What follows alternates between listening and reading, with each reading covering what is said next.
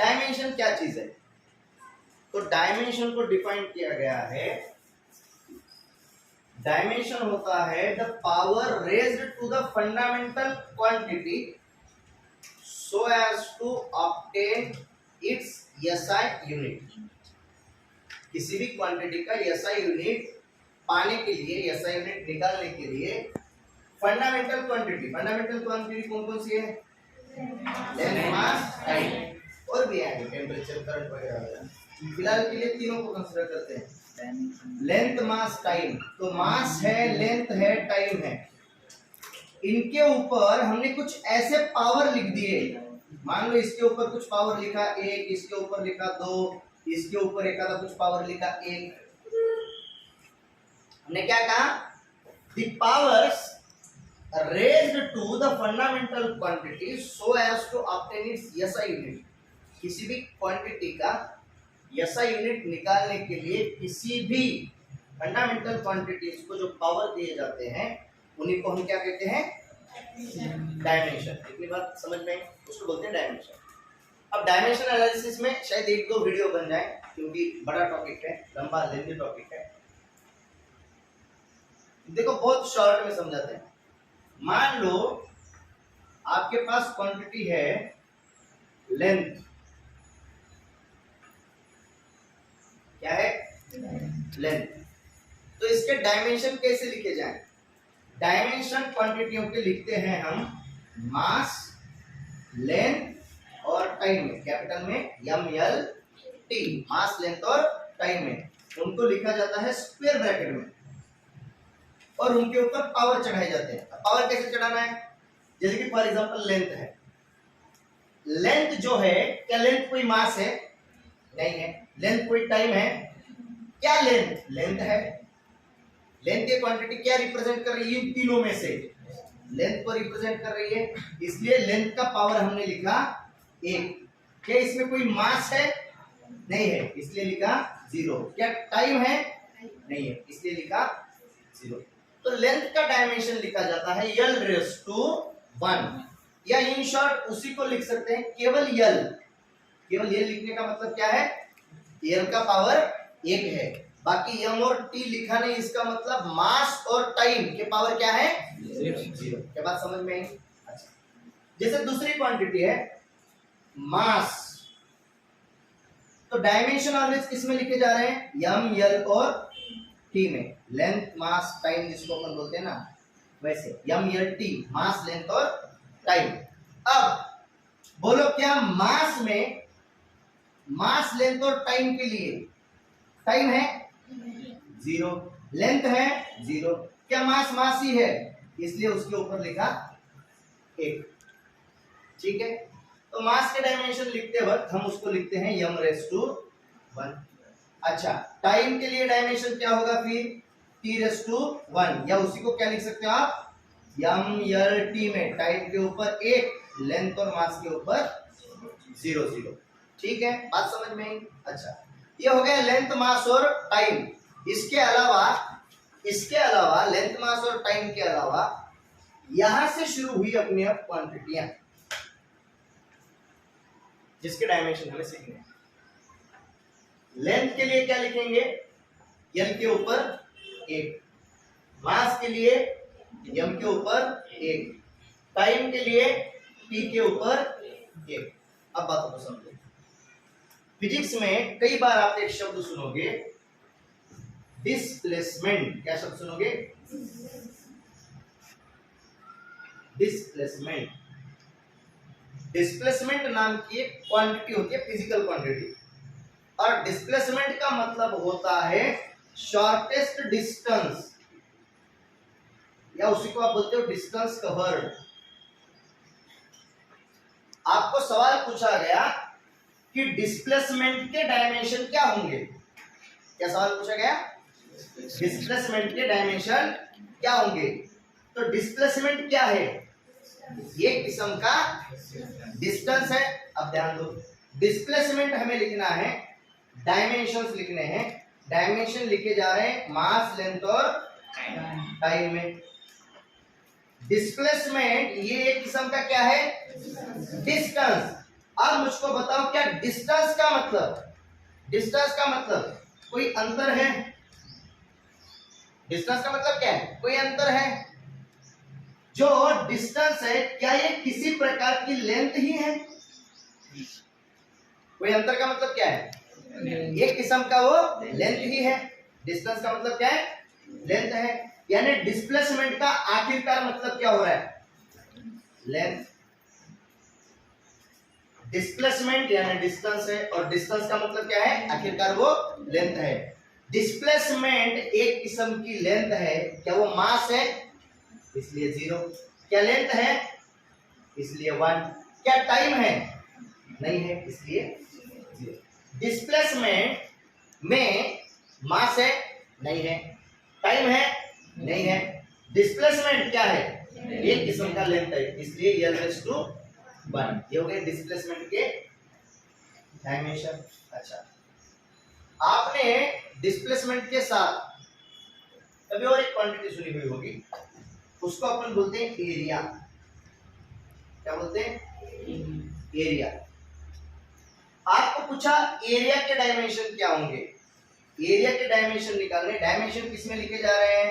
मास, length, time, उसके power में लिखना है। सही है। अब ध्यान दो, एरिया के डायमेंशन कैसे निकालेंगे? एरिया क्या है? एरिया का फार्मूला होता है लेंथ इनटू ब्रेड्थ।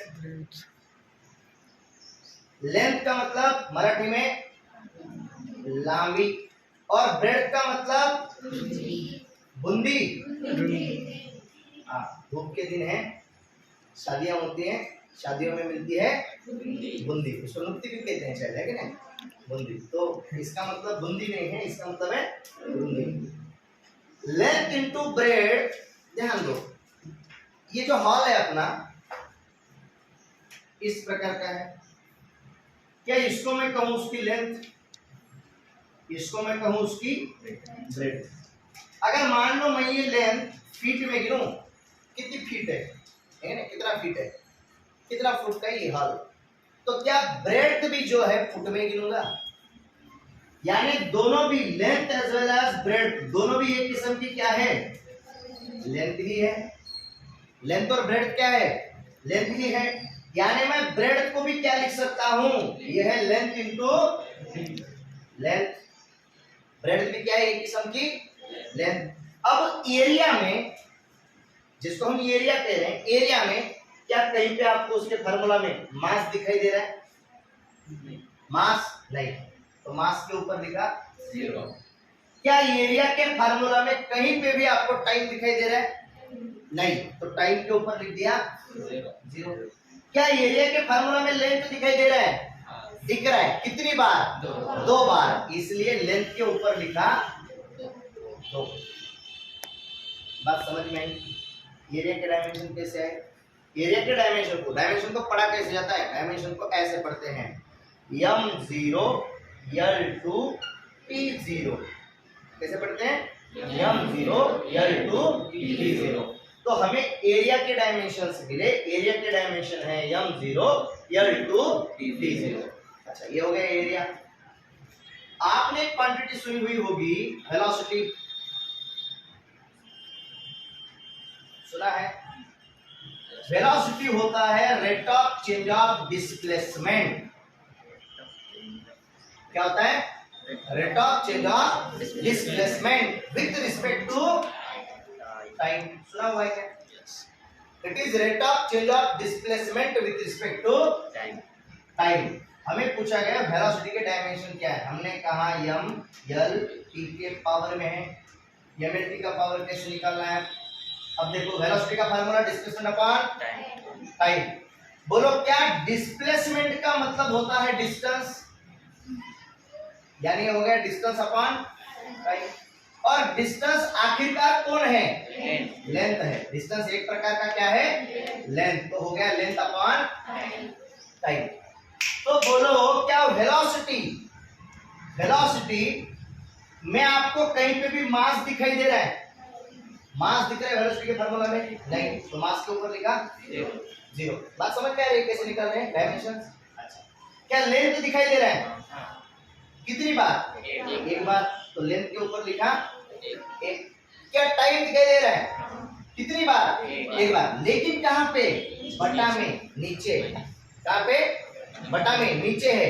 नीचे वाला टाइम ऊपर लेके गए, एक ही बार था। टाइम के ऊपर एक है, लेकिन कहाँ पे? नीचे। ऊपर लेके गए तो -1 करना है। क्या करना है? -1। टाइम एक ही बार था, लेकिन कहाँ था? नीचे। उसको ऊपर लेके गए तो हो गया -1। तो डायमेंशन ऑफ वेलोसिटी क्या मिले? m0 l1 t-1। ओके, बात समझी? एक होता है एक्सेलरेशन। एक्सेलरेशन होता है बच्चों rate of change of velocity. क्या होता है? Rate of change of velocity with respect to time. Rate of change of velocity with respect to time. अब वेलोसिटी क्या है बोलिए? क्या वेलोसिटी फंडामेंटल क्वांटिटी है, मास लेंथ टाइम है। ये कौन है? मास लेंथ टाइम कौन है? Fundamental quantity. ये कौन है? एक्सेलरेशन। क्या एक्सेलरेशन फंडामेंटल क्वांटिटियों की यादी में था, लिस्ट में था? था क्या? नहीं था। यानी ये कौन है? Derived quantity. हमने जब डिफाइन किया था तो हमने बोला था डिराइव्ड क्वांटिटी कौन सी क्वांटिटी है? वो क्वांटिटी जो फंडामेंटल के ऊपर डिपेंड करती है। देखो वेलोसिटी ये डिराइव्ड क्वांटिटी है। आखिरकार किसके ऊपर डिपेंड किया? Length upon time. लेंथ क्या है?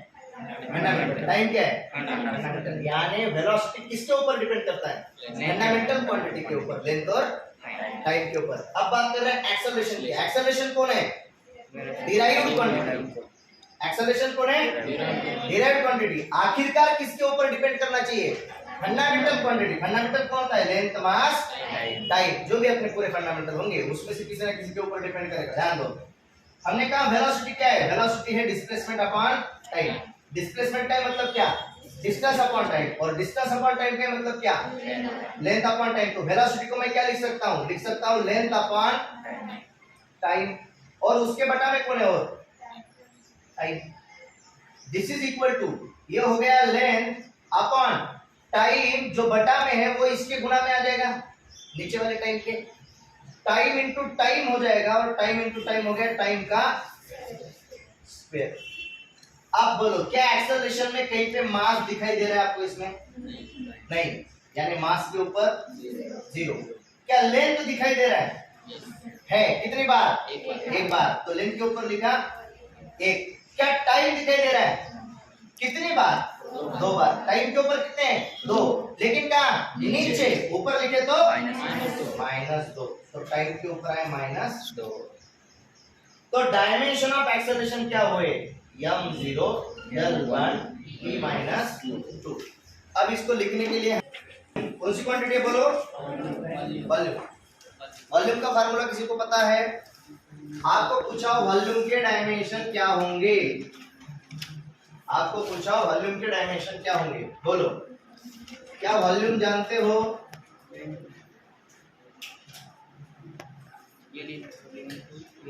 6 नंबर का क्वांटिटी है?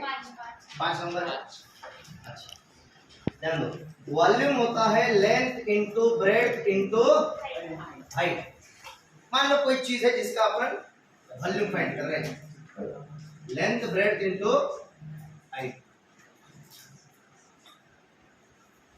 जैसे कि ये है, ओके। इसका ये क्या है? लेंथ। सही है। ये क्या है? ब्रेड्थ। और ये क्या है? हाइट। लेंथ ये वाला ब्रेड्थ, और ये वाला height. Length breadth and height. हमने कहा लेंथ तो हमें पता चला भाई, मास नहीं है, वो लेंथ है। वॉल्यूम में लेंथ ब्रेड्थ हाइट है। मास को ने, लेंथ को ने, टाइम को ने निकालना है। हमने कहा लेंथ क्या है? लेंथ ही है। तो लेंथ को हमने फंडामेंटल क्वांटिटी होने की वजह से लेंथ में लिख दिया। ब्रेड्थ ये किस्म का क्या है? लेंथ ही है, डिस्टेंस है। ब्रेड्थ क्या है? एक किस्म का डिस्टेंस। और डिस्टेंस आखिरकार कौन होता है? लेंथ होता है फंडामेंटल क्वांटिटी, तो हमने कहा ये भी लेंथ है। अच्छा मान लो हमने इसको फीट में गिन लिया, ये निकला है कुछ 30 फीट का, 40 फीट का, 50 फीट का हॉल है, ऐसा 50 फीट है और ऐसा मान के चलो 15 फीट का है। तो अगर ये हमने फीट में गिना और ये भी हमने फीट में गिना, लेंथ और ब्रेड दोनों को लेंथ में गिना, ये क्या किलो में गिनने वाले? किस में गिनोगे? फीट में गिनोगे, क्योंकि ये क्या है? हाइट है, और हाइट भी एक किस्म का क्या है? लेंथ ही है। यानी ब्रेड्थ भी एक किस्म का लेंथ है और हाइट भी एक किस्म का लेंथ है। तीनों भी डिस्टेंसेस है और डिस्टेंस आखिरकार लेंथ होता है। तो वॉल्यूम में बोलो कहीं पे आपको मास दिखाई दे रहा है? जीरो। टाइम दिखाई दे रहा है? जीरो। लेंथ दिखाई दे रहा है? कितनी बार?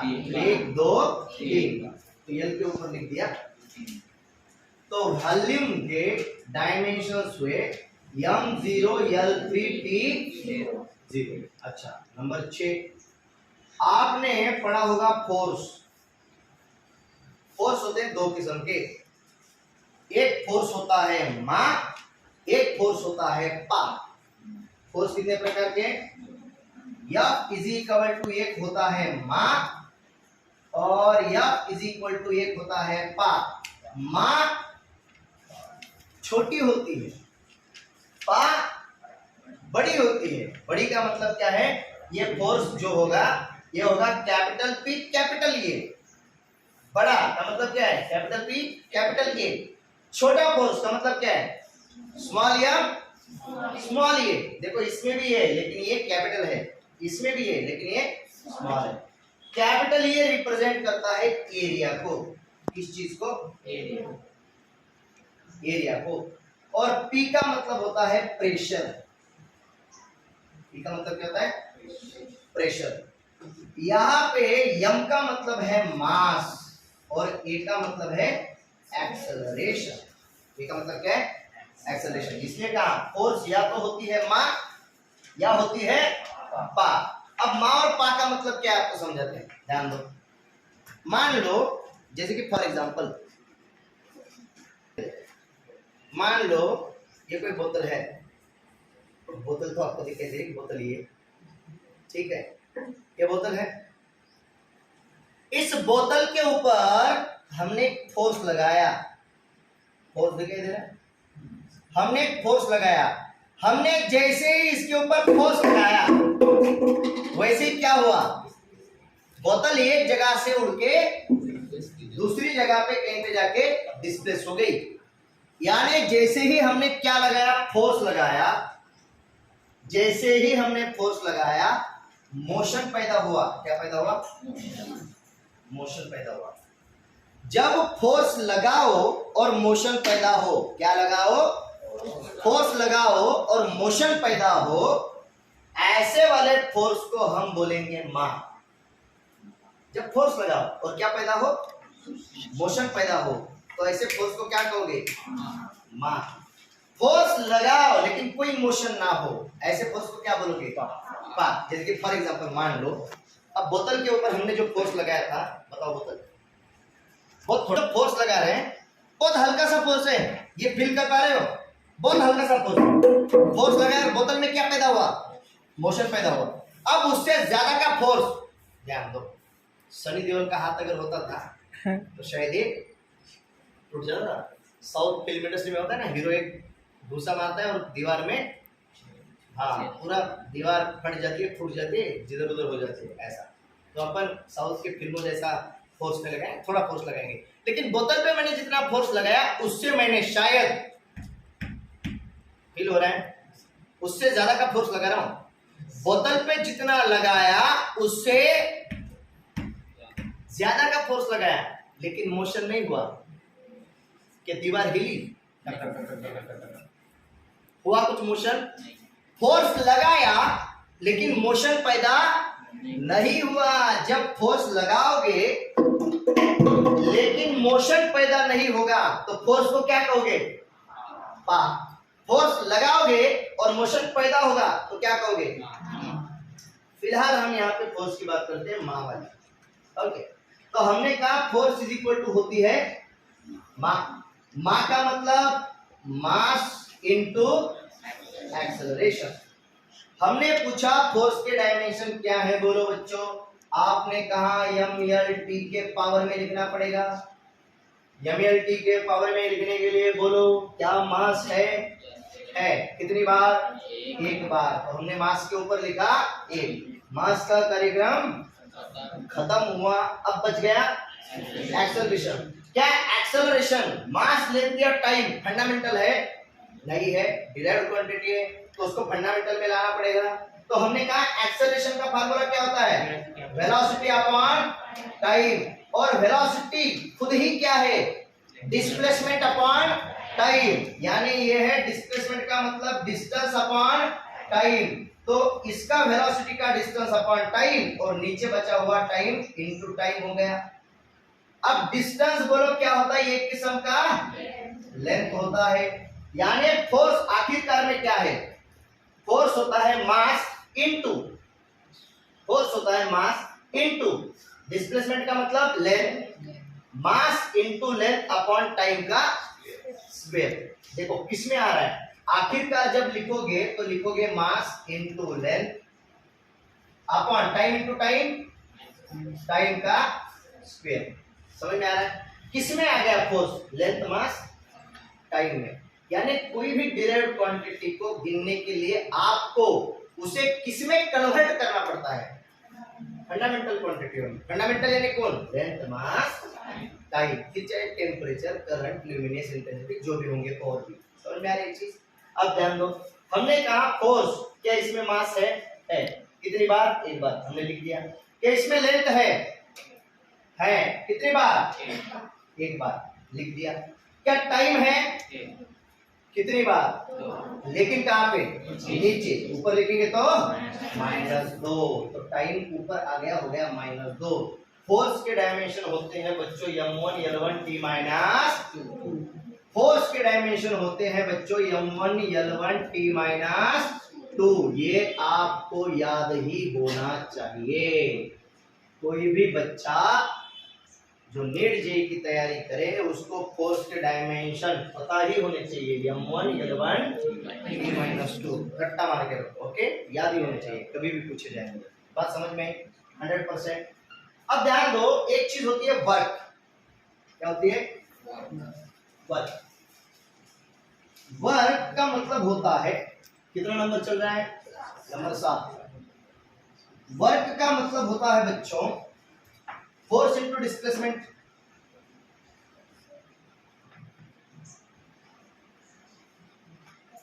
फिजिक्स में वर्क के अपने अपने मायने हैं, याद रखो।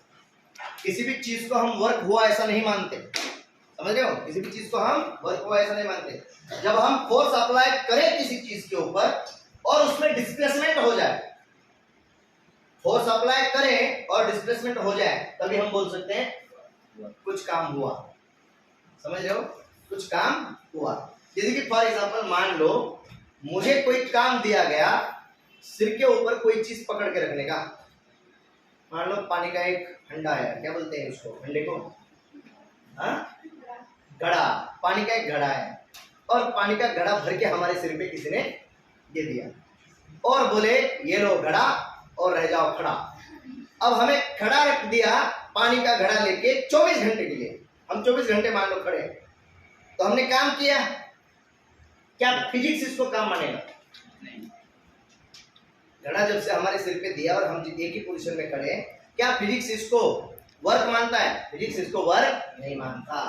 फिजिक्स मानता है वर्क का मतलब क्या, फोर्स लगाओ और कुछ ना कुछ डिस्प्लेसमेंट हो जाए, उसको माना जाएगा वर्क। तो हमने कहा फोर्स इनटू डिस्प्लेसमेंट का मतलब होता है वर्क। अब फोर्स के डायमेंशन ऑलरेडी आपको पता है, इसको आपको लिखने की आवश्यकता नहीं है। या तो चाहे तो आप इसको लिख सकते हो, ये है mass into acceleration into displacement. Displacement का मतलब डिस्टेंस, और दुनिया का कोई भी डिस्टेंस आखिरकार क्या होता है, लेंथ होता है। अब फोर्स के हमें ऑलरेडी डायमेंशन पता है, क्या होते हैं, m1 l1 t-2। इसमें और एक फैक्टर बढ़ गया, कौन, लेंथ। क्या लेंथ और एक आ जाएगा एक्स्ट्रा का, लेंथ कितना था, एक, और एक आ गया तो कितने हो गए, 2। यानी वर्क के डायमेंशन क्या हुए, m1 l2 t माइनस 2। दुनिया की कोई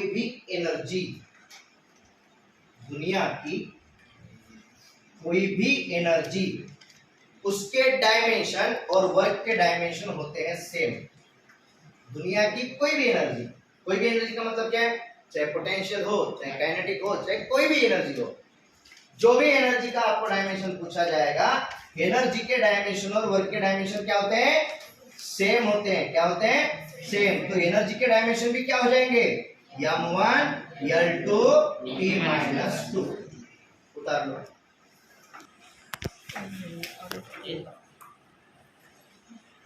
आपको पूछा गया प्रेशर, अरे प्रेशर तो जानते होंगे आप, आपको इसका तो बहुत आता है, आपको आता है ना पढ़ाई का प्रेशर। अरे पढ़ाई का प्रेशर आता होगा ना। लेकिन कल्पना है, आपको पूछा प्रेशर के डायमेंशन क्या है, कितना नंबर चल रहा है, नंबर 9 नंबर की बात। प्रेशर, अब ध्यान दो, हमने बोला फोर्स को बोलते हैं या तो पा या तो मा। तो हमने बोला चलो इसी से निकाल लेते हैं, P इज इक्वल टू, देखो F इज इक्वल टू पा होता है, इस एक को इधर भेज दो, इधर एक गुणा में है, इधर बटा में चला जाएगा, F बाय 1। तो हमने बोला प्रेशर होता है फोर्स अपॉन एरिया। अब आपको फोर्स के डायमेंशन ऑलरेडी पता है, ये है m1 l1 t माइनस 2, ये याद ही होनी चाहिए, याद रखो। फोर्स के डायमेंशन होते हैं m1 l1 t माइनस 2, और एरिया होता है बच्चों लेंथ इनटू ब्रेड्थ, सही है। यानी ये ऊपर हो गया m1 l1 t माइनस 2, और नीचे लेंथ के लिए हो गया l1, और ब्रेड्थ भी क्या है, लेंथ ही है, यानी लेंथ इनटू ब्रेड्थ को क्या लिखोगे, l2। एरिया के डायमेंशन अभी हमने निकाले थे, l2। अब ये l ऊपर चला जाएगा तो -2 हो जाएगा, और ऊपर कितना है ऑलरेडी l1, एक में से 2 माइनस हो जाएंगे तो बचेगा m1 l minus 1 t minus 2। अच्छा, ये ना समझ में आए तो थोड़ा और आसान कर दो, यहाँ का एक l कैंसिल हो गया, यहाँ का एक l कैंसिल हो गया, नीचे कितने l रह गए, एक रह गया नीचे, जो ऊपर जाएगा तो क्या हो जाएगा, -1। बात समझ में आई 100%। अच्छा, ये हो गया प्रेशर। एक होता है ग्रेविटेशनल कांस्टेंट, क्या होता है, ग्रेविटेशनल कांस्टेंट, क्या होता है, ग्रेविटेशनल कांस्टेंट को आप किससे इंडिकेट करते हो, कैपिटल जी। अरे 10वीं में पढ़े तो होंगे, कैपिटल जी। ग्रेविटेशनल फोर्स के बारे में तो पढ़े होंगे, अरे जीएफ के बारे में तो दुनिया जानती है जो आप पढ़े होंगे ना। ग्रेविटेशनल दुनिया का बहुत ही खतरनाक, निहायत ही खतरनाक किस्म का फोर्स होता है जीएफ का फोर्स। ये हम नहीं कह रहे हैं, ये न्यूटन भैया कह रहे हैं, न्यूटन भैया की खोज है। न्यूटन भैया ने बताया कि जीएफ का फोर्स निहायत बहुत ही खतरनाक किस्म का फोर्स होता है, और जीएफ के फोर्स से दुनिया में कोई भी नहीं बच पाया, आज तक नहीं बच पाया। हाँ, कुछ जगह ऐसी भी हैं जो अपवाद है कि नहीं, कहीं कहीं पे जीएफ का फोर्स लागू नहीं होता, यानी कुछ अपवाद होते हैं हर चीज में, नहीं होते क्या, हर चीज में कोई ना कोई अपवाद भी है। कुछ जगह ऐसी है जहाँ पे ग्रेविटेशनल फोर्स शायद लागू नहीं होता, ऐसे भी कुछ यूट्यूब पे डालोगे तो आपको मिल जाएगी जगह, ठीक है ना। ध्यान रखो, ग्रेविटेशनल फोर्स जिसको आप जीएफ बोलते हो, उसका फार्मूला होता है, बोलो किसको याद है, m1 m2। Very good, m1 m2 upon r square into capital, सही है। m1 m2 क्या होते हैं, मासेस ऑफ टू पार्टिकल या टू ऑब्जेक्ट, टू बॉडी, जो भी बोलेंगे।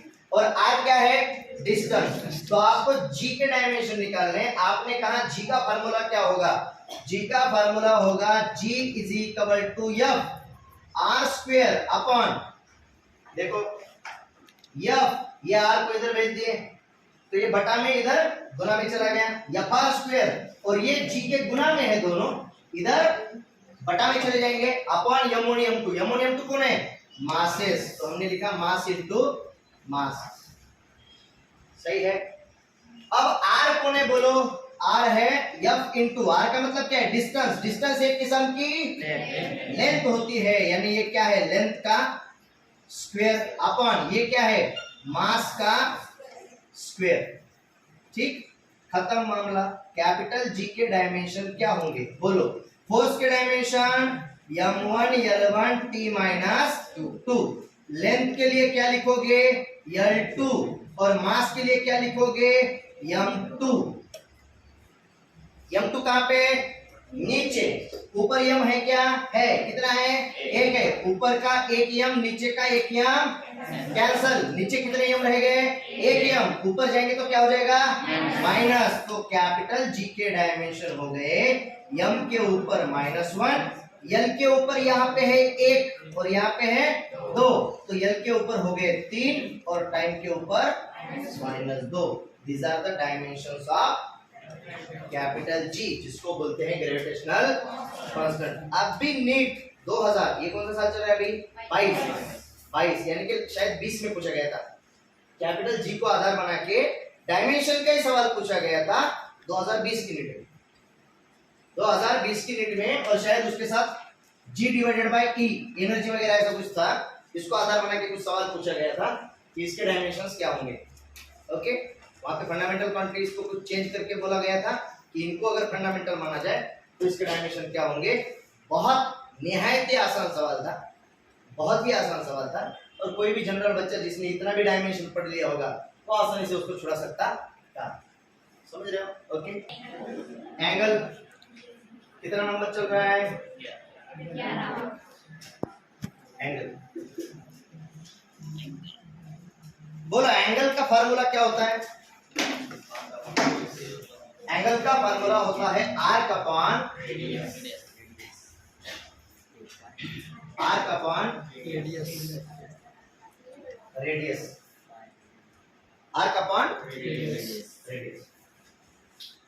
आर्क का मतलब क्या समझने की कोशिश करो ध्यान दो।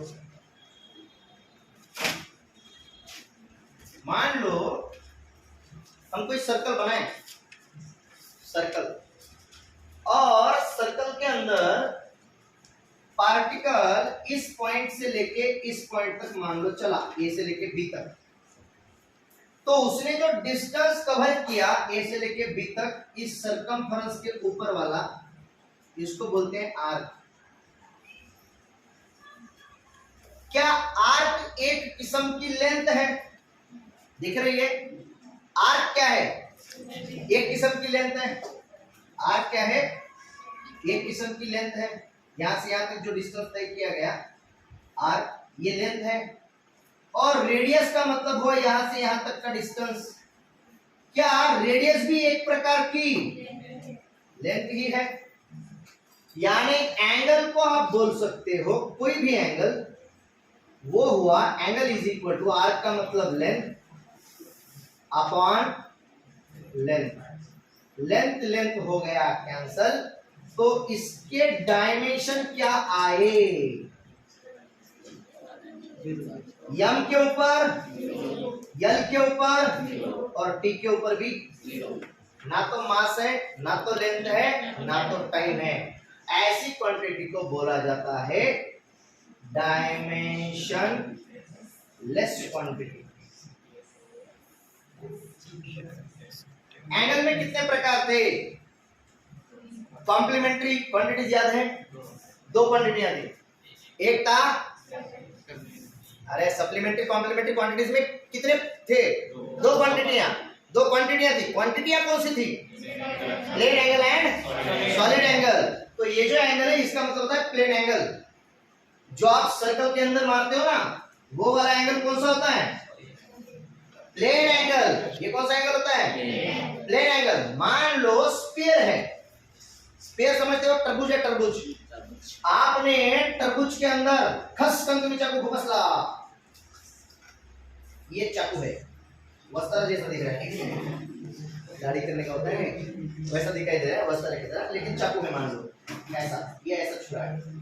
आपने छुरा तरबूज के अंदर मार दिया, वाटरमेलन समझते हो ना, तरबूज, हाँ तरबूज के अंदर मार दिया, और आपने तरबूज को आइसक्रीम जैसे होती है ना, कोन आइसक्रीम का, वो ऐसे काट दिया अंदर से, तो आपने उसका काट के एक हिस्सा ऐसा वाला मान लो, ऐसा आप बोल के चाकू यहाँ पे घुसाया था यहाँ से कैसे निकला, आपने तरबूज को मार दिया और यहाँ से एक पार्ट आपने बाहर निकाल लिया, ऐसा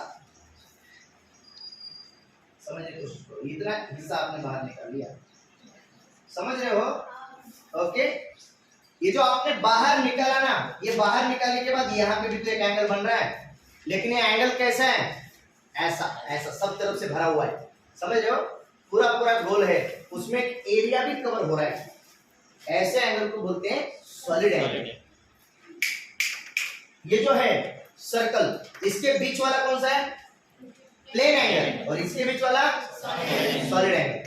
बात समझ में आ रही है? 100%। स्फीयर से काटोगे किसी चीज को तो जो बाहर निकलेगा वो वाला एंगल सॉलिड एंगल, और केवल सर्कल होगा, सर्कल यानी जैसे आप हाथ में कड़ा वड़ा पहनते हो ना, उस कड़े के ऊपर आप दो लाइनें खींच दो कहीं पे भी रेडियस जोड़ने वाली, तो वो जो होता है ये वाला एंगल, ये वाला एंगल कौन सा है, ये प्लेन एंगल, सर्कल के अंदर प्लेन और इसके अंदर वाला सॉलिड एंगल, स्फीयर के अंदर वाला।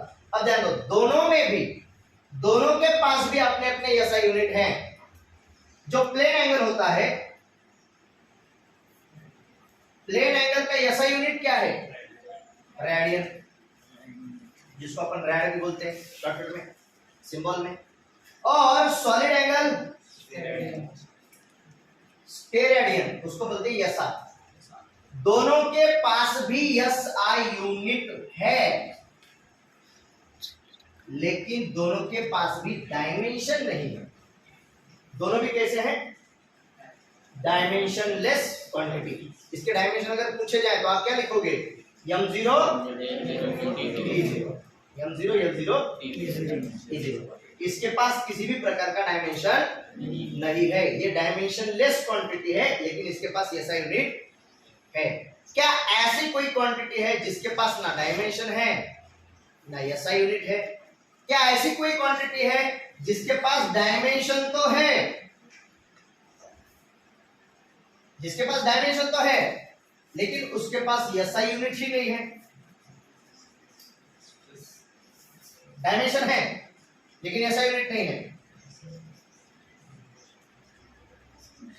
ऐसा है क्या?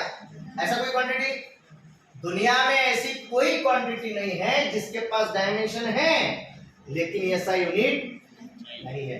डायमेंशन है इसका मतलब एसआई यूनिट होता ही है।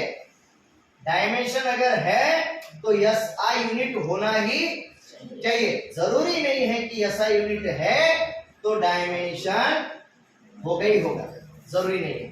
जैसे कि इसके पास डायमेंशन, एसआई यूनिट तो है, एसआई यूनिट तो है लेकिन डायमेंशन नहीं है। डायमेंशन अगर है किसी क्वांटिटी के पास तो इसका मतलब एसआई यूनिट। कुछ क्वांटिटियां ऐसी भी हैं ना तो एसआई यूनिट है ना तो डायमेंशन है। ओके, जैसे कि आप जो प्रॉपर्टीज ऑफ फ्लूइड्स वगैरह की जो चैप्टर्स पढ़ेंगे, स्ट्रेस स्ट्रेन, उसमें आप पढ़ोगे तो स्ट्रेन नाम की क्वांटिटी आती है, उसका मतलब ये होता है change in dimension upon original dimension. जैसे कि change in length upon original length, change in length upon original length का रेशियो एक स्ट्रेन होता है, लॉन्जिट्यूडिनल स्ट्रेन नाम का। तो उसमें लेंथ दोनों भी कैसे हो जाएगा? तो ना तो उसके पास एसआई यूनिट है ना ही उसके पास डायमेंशन है। ऐसी क्वांटिटियां हैं जिनके पास ना एसआई यूनिट है ना डायमेंशन है। ऐसी क्वांटिटियां हैं जिनके पास एसआई यूनिट तो है लेकिन डायमेंशन नहीं है। ऐसी क्वांटिटियां नहीं है जिनके पास डायमेंशन है लेकिन एसआई यूनिट नहीं है। डायमेंशन है तो इसका मतलब एसआई यूनिट है ही है। समझ में आ रही है चीज? ऊपर से तो नहीं जा रहा है, लिख लो, उतार लो जल्दी से।